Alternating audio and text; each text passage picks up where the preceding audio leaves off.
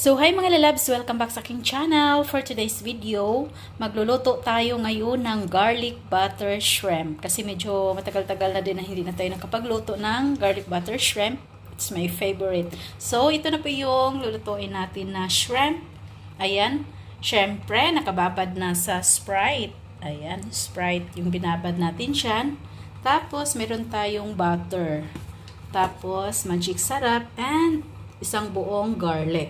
Masarap kapag maraming garlic. So, yan lang po yung ingredients natin at i-prepare na natin yung garlic. So, ayan, magluto tayo ng favorite ko, garlic butter shrimp.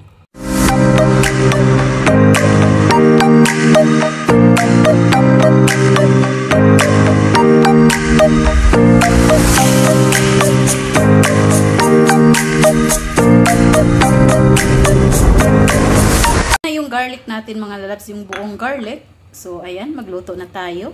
Butter natin mga lalabs at nilagay ko na. So, konting butter lang.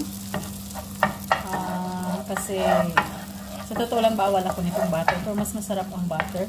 So, ayan lang po. Ilagay natin na butter. So, ilagay na natin yung bawang mga lalabs. Ito natin yung bawang.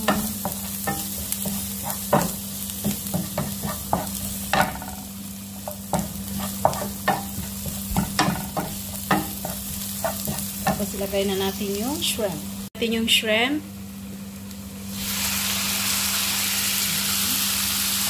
So, halo-halo lang.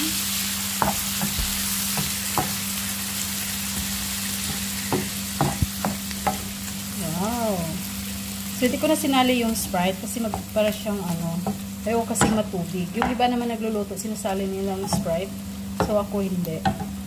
So, ayan. So, takpan na natin. Tapos, lagyan na natin yung mga ingredients natin na pang timpla. Kung anong ilalagay nyo. So, depende sa inyo. Lagay na yung magic sarap, salt, and black pepper. So, haluin na natin. Ayan, medyo siya nagtutubig kapag kapag binabad ko ng Sprite, medyo siya nagtutubig. So, i-ano lang natin yung tubig niya. Hindi naman to siya tubig. Yung sa Sprite ito. Ayan. So, gusto ko sa shrimp na hindi masyadong matagal sa pagluluto dahil tumipigas siya. Yung tamang-tama lang. Kasi yung shrimp naman is mabilis lang maluto. So, ayan. Ayan. Yung garlic butter shrimp natin. Ayan, konting-konti na lang po yung sabaw niya.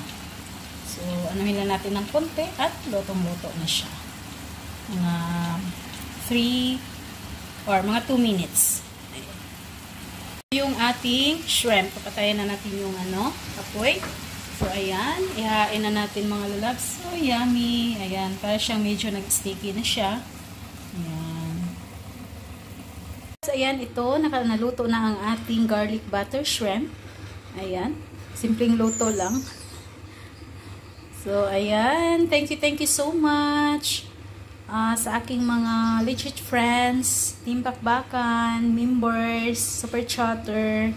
Ayan, maraming salamat sa aking mga silent viewers, subscribers. Thank you so much. God bless everyone and see you next vlog. Bye!